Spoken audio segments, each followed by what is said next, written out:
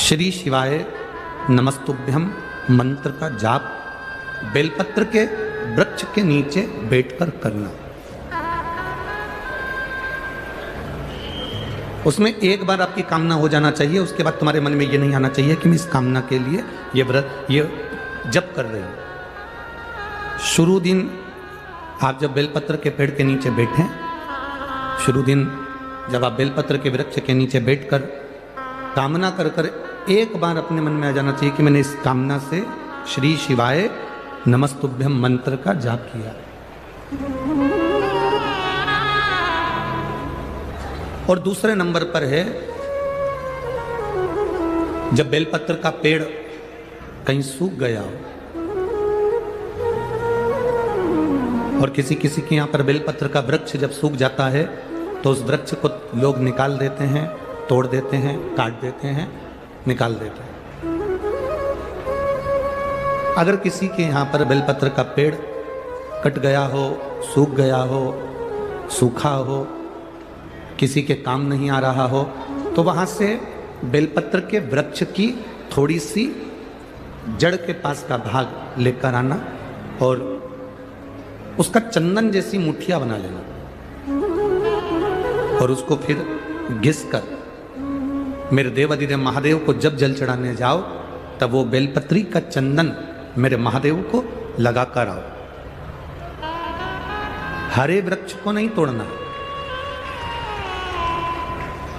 जो वृक्ष सूख गया, जो वृक्ष पूर्ण तरह से साल भर हो गया, 1.5 साल हो गया, 2 साल हो गया, किसी किसी के यहाँ का पेड़ कटने वाला है, सूख चुका है, बेकार हो चुका है, लोग उसे निकालना चाह रहे हैं, उसकी अगर थोड़ी सी लकड़ी, थोड़ा सा भाव मिल जाए, उसका घिसा हुआ चंदन देवाधिदेव महादेव को समर्पित किया। हरे वृक्ष की लकड़ी को नहीं। तुम अगर हरे वृक्ष की लकड़ी को काट कर लिया है, तोड़ कर लिया है, फिर उसको सुखा लिया, सुखाकर तुमने चंदन बनाया, वो श्रेष्ठ नहीं होगा, उसका कोई महत्व नहीं होगा, उसकी कोई मूलता नहीं।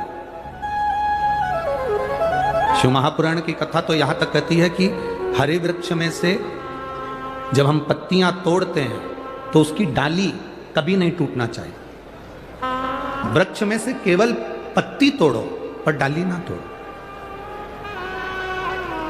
फूल में से, फूल के पौधे में से, पुष्प की डाली में से पुष्प तोड़ो पर उसकी डाली कभी मत तोड़ो। तुलसी मां, तुलसी का दल तोड़ो पर डाली कभी नहीं तोड़ो। आंवले के वृक्ष के आंवले तोड़ो पर आंवले की डाली कभी ना तोड़ो। पीपल के वृक्ष के पत्ते तोड़ लो पर पीपल की डाली कभी ना तोड़ो। शमी के वृक्ष के पत्ते तोड़ लो पर शमी के वृक्ष की डाली नहीं तोड़ना चाहिए। कारण क्या होता है? 84 लाख मनुष्य की योनियां हैं और 84 लाख योनियों में से 20 लाख योनि पेड़ पौधे की है। वृक्ष, दुर्वा, पत्तियां, डालियां, ये जितने संपूर्ण ब्रह्मांड में जितने तुम्हें पौधे नजर आते हैं, चाहे वो जल के अंदर नजर आए, थल के अंदर नजर आए, गमले में नजर आए, जैसे तुम्हें पौधे का दर्शन हो रहा है, 20 लाख योनि वृक्ष की है। 20 लाख। अब 84 लाख में से 20 लाख योनि तो वृक्ष की है। शिव महापुराण की कथा कहती है हम फूल तोड़ते समय अगर डाली तोड़ देते हैं, हम पत्तियां तोड़ते समय वृक्ष की डालियां तोड़ देते हैं, तो 84 लाख योनि में से 20 लाख योनि वृक्ष की है और वो योनियां हमको भुगतना पड़ती है। इसलिए केवल पत्तियां तोड़ो। आपको पत्ती की जरूरत है, बेलपत्र की जरूरत है,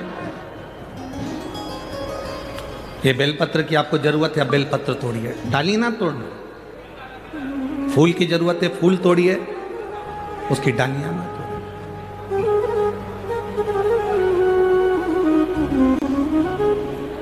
कई लोगों का ऐसा भाव होता है कि ढेर सारी डालियां तोड़ के ले आते हैं और मोहल्ले में पत्तियां बांटते हैं और सोचते हैं मैंने पुण्य कमाया। नहीं नहीं, इससे पुण्य की प्राप्ति नहीं। एक बड़ा सुंदर संवाद आता है।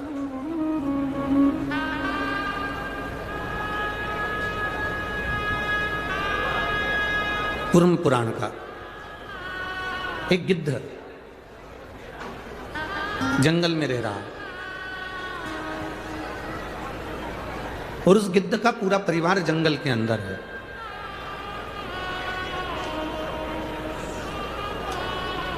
गिद्ध जंगल में है, गिद्ध का परिवार जंगल में है, वन में रह रहा है, वन विचरण कर रहा है। अब गिद्ध करता क्या है, उसका तो काम एक ही है, मांस नोचना, मांस को खाना।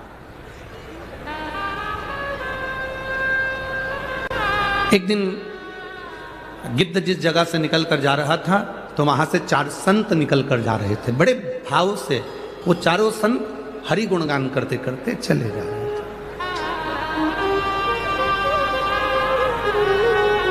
भगवान का भजन करते करते, प्रभु का नाम लेते लेते चले जा रहे हैं। संत तो संत है, जहां से निकलता है वो सुगंध फैलाता हुआ जाता है।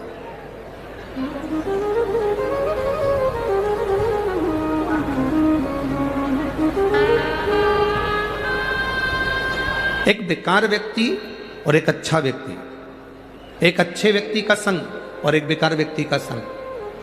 बेकार व्यक्ति का संग नाली के कीचड़ के समान होता है। अगर नाली के कीचड़ को नहीं हिलाओगे, तुम सोचो कि ये बदबू नहीं मारेगा, तो भी वो नाली का कीचड़ उसके पास बैठे रहोगे तो वो बदबू मारेगा ही। और अच्छे व्यक्ति का संग इत्र की तरह होता है, वो जहां से लगा कर जाएगा उसके पास वाले को सुगंध जरूर देता हुआ जाएगा। तो उसके पास वाले को सुगंध जरूर देगा। अब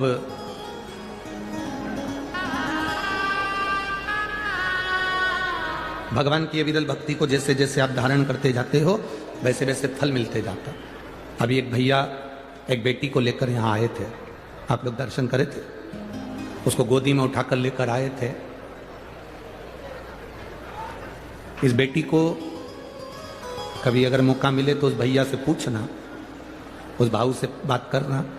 इस बेटी को लेकर वो सीहोर भी आए थे। जिस समय इस बेटी को लेकर सीहोर आए थे तब डॉक्टर ने इसको मरने की कतार पर छोड़ दिया था और कह दिया था कि ये, डॉक्टर ने कहा था कि ये अब मरने की कतार पर है, अब ये इसमें प्राण नहीं है। कई महीनों तक इस लड़की ने भोजन नहीं किया था। कई महीनों तक इस बेटी ने अन्न का दाना इसके मुंह में नहीं गया था, पानी भी नहीं पी पाती थी। आज वो बेटी को यहाँ प्रणाम करने के लिए इसलिए लेकर आए क्योंकि वो बेटी अब पानी भी पीने लगी है और भोजन भी करने लगी है, इसलिए उसको यहाँ लेकर सुखी है। और सुख किसको कहते हैं? शिव पुराण कहती है दुख आएगा, कष्ट आएगा, पर तुम जो शंकर भगवान का भजन करते हो, एक लोटा जल चढ़ाते हो, शिव को बेलपत्र चढ़ाते हो, एक चावल का दाना चढ़ाते हो, एक फूल की पंखड़ी चढ़ाते हो, या मंदिर में जाकर झाड़ू पोछा लगा देते हो, शिव महापुराण की कथा कहती है उससे दुख धीरे धीरे धीरे धीरे धीरे धीरे भजन के बल पर कटता चले जाता है। और जब वो दुख कटता है फिर सुख आकर खड़ा हो जाता है, फिर प्राप्त हो जाता है। आएगा, उसको काटने का तरीका भी तुम्हें आना चाहिए। आएगा।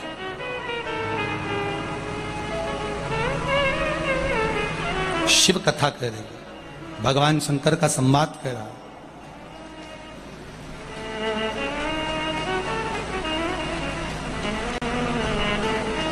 आए जीवन में दुख भी आएगा, सुख भी आएगा, पर दोनों में सम रहिए। 3 नशे सबसे बुरे होते हैं। कितने नशे? बोलो बोलो, जम के बोलो। 3 नशे सबसे बुरे होते हैं। पहला मदिरा का नशा, दूसरा अहंकार का नशा, तीसरा धन का नशा, संपदा पैसे का नशा। मदिरा का नशा 8 घंटे में उतर सकता है। अहंकार का नशा, अभिमत्ता का नशा 10-12 घंटे में उतर सकता है, पर धन का जो नशा होता है वो मरते दम तक नहीं उतर पाता है।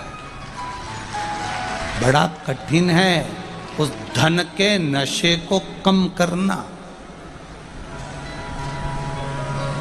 इसीलिए शिव महापुराण की कथा कहती है कि भगवान के मंदिर में जाकर थोड़ी बुआरी लगा लो, थोड़ी झाड़ू लगा लो, थोड़ा पोछा लगा लो, थोड़ा सफाई कर लो। क्या होगा उससे? तुम्हारे भीतर अभिमान नहीं पनपेगा, तुम्हारे भीतर अहंकार नहीं पनपेगा, तुम्हारे भीतर अभिमत्ता नहीं पनपेगी और तुम भगवान की शरणागति में पड़े रहोगे।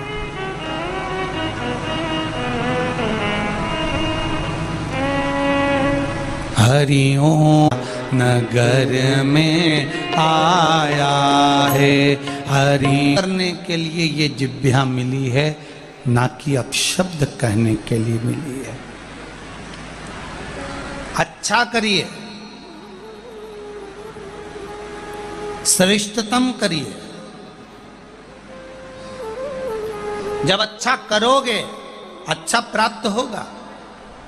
एक किसी ने बड़ा सारा पत्र लिखकर भेजा, देखो कितना बड़ा पत्र है, आप ही देखिए। और ये मैं सुधाबेन अशोक भाई जायसवाल, गांव जरोद, बड़ौदा, गुजरात से आई हूँ। कहीं बैठे हो तो हाथ हिलाइएगा। आप ही हैं दोनों? ऐसा हाथ हिला दीजिए एक बार। श्री शिवाय नमस्तुभ्यं। मैं सुधाबेन अशोक भाई जायसवाल, एक बार वापिस हाथ हिलाओ। गांव जरोद, बड़ौदा, गुजरात से मेरा मोबाइल नंबर ये है। महादेव को दिल से पूजा जाता है, दिन से नहीं। गुरुदेव क्या बखान करूं भोले बाबा का, एक लोटा जल और एक बेलपत्र का। मेरी बेटी की शादी को कई साल हो गए थे, संतान सुख नहीं था। डॉक्टर जांच करवाई, दवाई भी बहुत करवाई।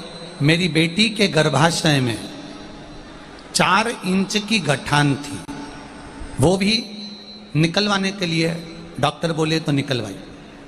डॉक्टर का कहना था कि गठान निकलवाने के बाद ही गर्भाशय रहेगा। फिर महादेव की कृपा ऐसी रही कि बड़ौदा में कथा का आयोजन हुआ और मेरी बेटी वहां आकर आपकी कथा 7 दिन तक लगातार कथा के पंडाल में रहकर कथा सुनती रही। कथा सुनने का फल क्या हुआ? बेटी ने सफेद आंकड़े की जड़ 21 बार शिवजी पर से घुमाकर तुमरुगा जी का नाम लेकर कमर में बांध ली और शिवजी पर विश्वास रखकर 1 लोटा जल मंदिर में चढ़ाती, मंदिर से बेलपत्र लाकर खाती।